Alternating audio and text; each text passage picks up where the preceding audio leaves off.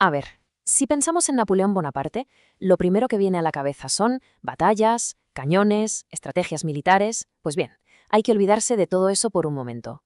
Hoy vamos a descubrir su conquista más sorprendente, y sobre todo, la más duradera, y una que, curiosamente, no se libró con ejércitos. Claro, la imagen que tenemos de Napoleón es esa, ¿verdad? Sus ejércitos cruzando los Alpes, un genio de la estrategia que, vamos, cambió el mapa de Europa para siempre. Pero, ¿y si resulta que es su legado más importante, el que de verdad ha perdurado, no está en ningún campo de batalla? ¿Y si estuviera entre las páginas de un libro? Pues sí, su victoria más duradera, la que ha resistido el paso del tiempo, no fue militar, fue literalmente un libro, un código de leyes que, ojo, más de 200 años después, todavía sigue moldeando la vida de millones y millones de personas. Y no solo en Francia, sino mucho más allá. Estamos hablando, claro, del Código Napoleónico. Para entender de dónde sale este código tenemos que viajar en el tiempo. Vámonos a la Francia de después de la Revolución. Aquello era un auténtico caos. Un batiburrillo de leyes feudales, costumbres de cada pueblo, decretos de reyes. Un lío monumental.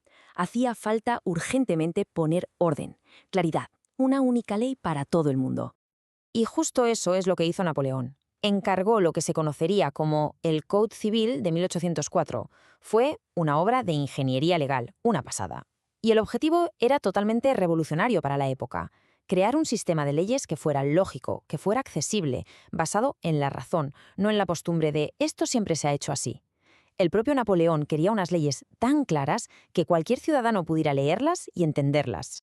Y lo más alucinante es lo simple que era en su estructura. Todo el derecho civil, todo, organizado en solo 3 libros. El primero, sobre las personas. El segundo, sobre los bienes y la propiedad. Y el tercero, sobre cómo se adquiere esa propiedad. Y ya está.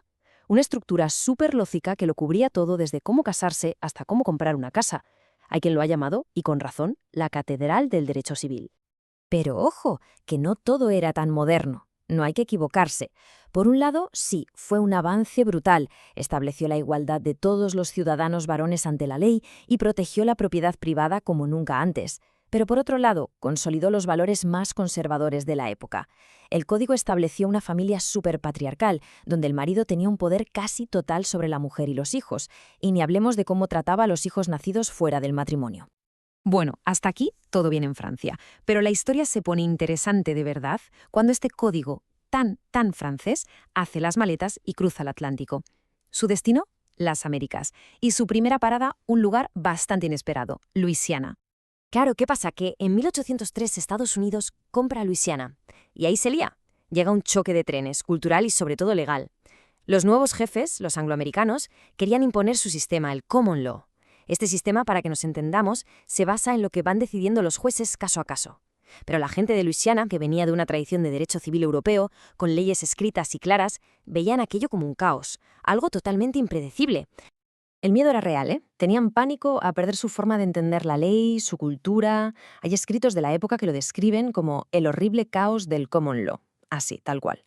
Necesitaban algo, un escudo, para proteger lo suyo, su identidad, sus tradiciones.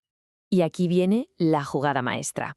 La adopción del Código Napoleónico en Luisiana no fue porque nadie se lo impusiera. ¿Qué va? Fue una decisión totalmente estratégica. Era el modelo perfecto, rápido de adaptar y una herramienta brutal para mantener a raya la influencia angloamericana y preservar su herencia francesa. Pero si eso parece curioso, la historia da un giro de guión todavía más sorprendente en la isla de la Española.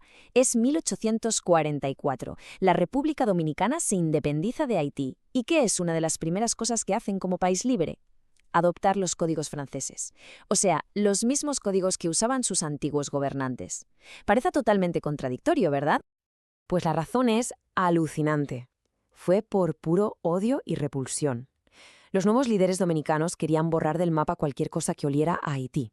Y aquí viene lo increíble. En vez de quedarse con los códigos haitianos, que eran básicamente una copia exacta de los franceses, los anularon y decretaron que se usaran los códigos franceses originales. Era la misma ley, el mismo texto. Pero el simple hecho de que el sello fuera francés y no haitiano era suficiente para repudiar su pasado más reciente. Claro, no hay que pensar que todo fue un simple copiar y pegar. Para nada. Muchos países vieron el modelo francés y dijeron, oye, esto está bien, pero lo vamos a adaptar a lo nuestro. Hicieron su propia versión, su remix. Y un ejemplo perfecto de esto lo tenemos en Perú. Fijaos en esta diferencia, que es clave. En el Código francés, si firmas un contrato de compraventa, la propiedad ya es tuya. Punto. Pero en el Código peruano, que seguía su tradición legal, la romano-castellana, no era suficiente. Hacía falta el contrato y además la entrega física de la cosa. Cogieron la carrocería, la estructura del Código francés, pero le pusieron su propio motor. Y todo esto nos trae de vuelta al presente. Porque claro, han pasado más de 200 años. Y la pregunta es, ¿cómo sobrevive un código del siglo XIX en el mundo de hoy? Un mundo de Internet, de globalización, de cambios sociales que van a toda velocidad. Hay una metáfora que lo explica genial, la del mito de Sísifo. Es potentísima. Viene a decir que la ley nunca está terminada del todo. Es como Sísifo, condenado a empujar una roca hasta la cima para que vuelva a caer una y otra vez. Los juristas están igual, constantemente adaptando, modificando, reinterpretando las leyes para que no se queden viejas. El código no es una estatua de mármol, es más bien un organismo vivo que no para de cambiar. Hablamos de más de 2 siglos. Por un lado, es una prueba de que el diseño original fue brillante, sin duda, pero por otro, es un desafío enorme. ¿Cómo puede una estructura pensada en el 1800 y pico dar respuesta a los problemas del siglo XXI? ¿Cómo lo hace sin que al final quede sepultada bajo un montón de leyes especiales y decisiones de jueces que la van parcheando? Y esa es la gran pregunta que queda en el aire. Al final, el verdadero legado de Napoleón no es un monumento de piedra, es una conversación que no se acaba nunca, un debate continuo. Es un código que, en su intento de poner orden en el mundo, nos deja una lección importante, que la tarea de hacer justicia es como la roca de Sísifo, un esfuerzo constante que nunca termina.